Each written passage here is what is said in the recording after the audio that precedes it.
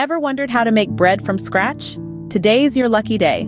We're about to embark on a delicious journey, revealing the secrets behind baking the perfect loaf of bread.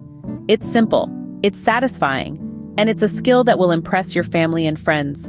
We'll walk you through the process, step by step, from gathering your ingredients to that magical moment when you pull your homemade bread from the oven.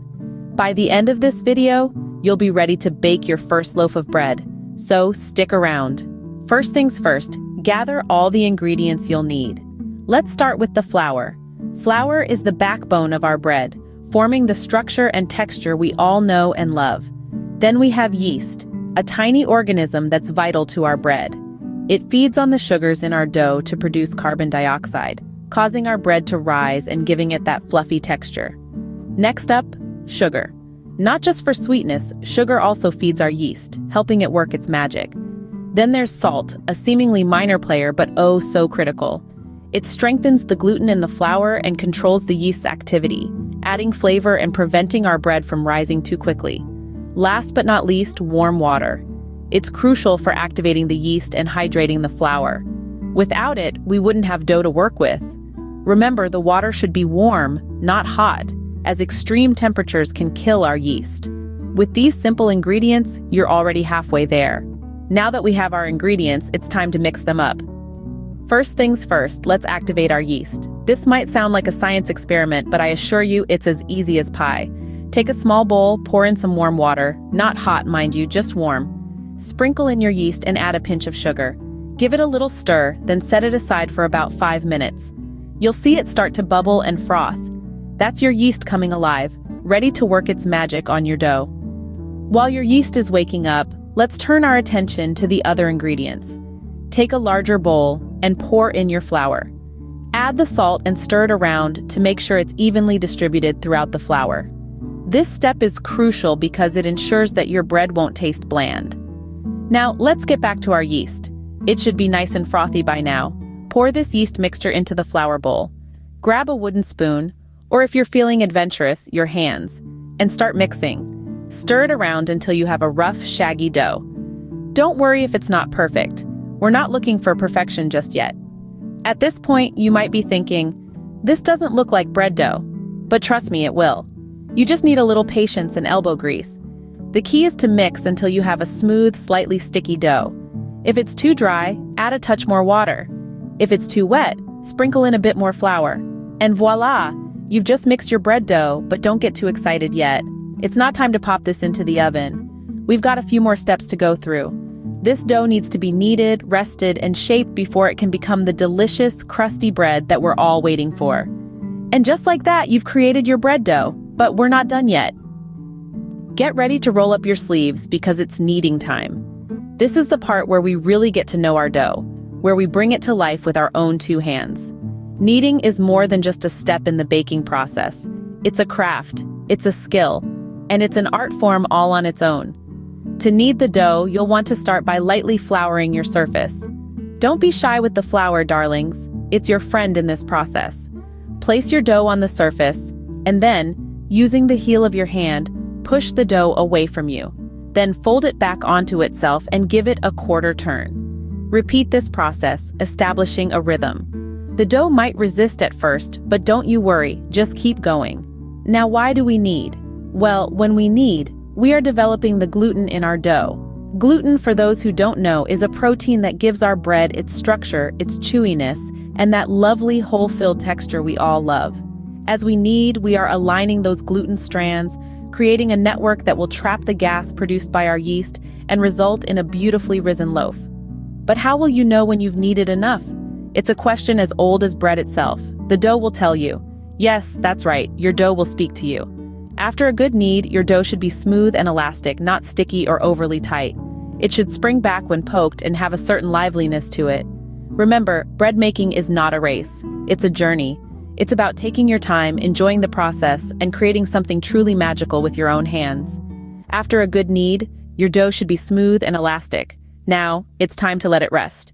But don't go too far, because our journey is far from over. We still have rising, shaping, and baking to do. So stay with me and let's continue this bread-making adventure together. Patience is key in the next step, the rising process. This is when the yeast in your dough gets to work, creating gases that give your bread its light and airy texture. The rising process is crucial to the end result, so don't rush it. It's like letting a good story unfold. Each bubble of gas is a new chapter in the tale of your bread. Creating the perfect environment for your dough to rise is a bit of an art. You're looking for a warm, draft-free spot. A closed oven with the light turned on can do the trick, or a sunny windowsill. Cover your dough with a damp cloth to keep it from drying out. Now, give it time. Depending on your yeast and room temperature, this could take anywhere between 1 to 2 hours, but don't fret, the wait is worth it.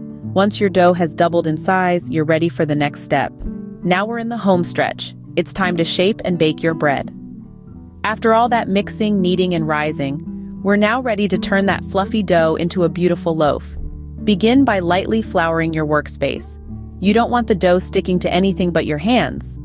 Next, place the dough on the floured surface and gently flatten it into a rectangle shape, about the width of your bread pan. Now, starting at one end, roll the dough tightly. This rolling action creates the classic bread loaf shape and helps to make sure there are no air pockets in your final product. Once the dough is rolled, pinch the seam to seal it, and tuck in the ends to create a lovely smooth loaf. Now, gently place your shaped dough into a greased bread pan, seam side down. This is where your bread will spend its final rise or proofing. Cover it with a warm, damp cloth and let it rest for about 30 minutes. While your dough is proofing, preheat your oven to 375 degrees Fahrenheit. This is the ideal temperature for baking bread. It's hot enough to create a beautiful golden crust, but not so hot as to burn it. After the dough has finished proofing, it's time for the oven. Carefully place your bread pan in the center of the preheated oven. Baking should take about 30 to 40 minutes, but remember, every oven is unique, so keep a keen eye on your bread. The aroma of baking bread will fill your kitchen, a sure sign that your bread is nearing completion. When the top is a lovely golden brown, and the loaf sounds hollow when you tap it, your bread is done. Carefully remove it from the oven and let it cool in the pan for a few minutes. This is the moment you've been waiting for. Once your bread is golden brown, you've baked your first homemade loaf. Congratulations! You've just baked bread from scratch. Let's quickly recap what we've learned. We began our bread-making journey with a simple overview of ingredients. Flour, yeast, water, and a pinch of salt were the humble beginnings of our culinary adventure. We discussed the importance of quality ingredients and how they directly impact the end result. Remember, good bread starts with good ingredients. From there, we dove into the mixing process. We learned how to combine our ingredients in a way that encourages the yeast to work its magic. The key here is patience and precision. Too fast, and you'll miss the transformation. Too slow, and you risk overworking your dough. Next, we rolled up our sleeves for the kneading technique. We discovered the importance of a good knead, how it develops the gluten and gives our bread its structure. It's a workout for sure, but oh, so rewarding. Then we moved on to the rising process. We saw how time and warmth can turn a small ball of dough into a fluffy, airy delight. It's like watching a small miracle unfold right before your eyes. Finally, the shaping and baking. We molded our dough into its final form and watched as the heat of the oven transformed it into a golden, crusty loaf.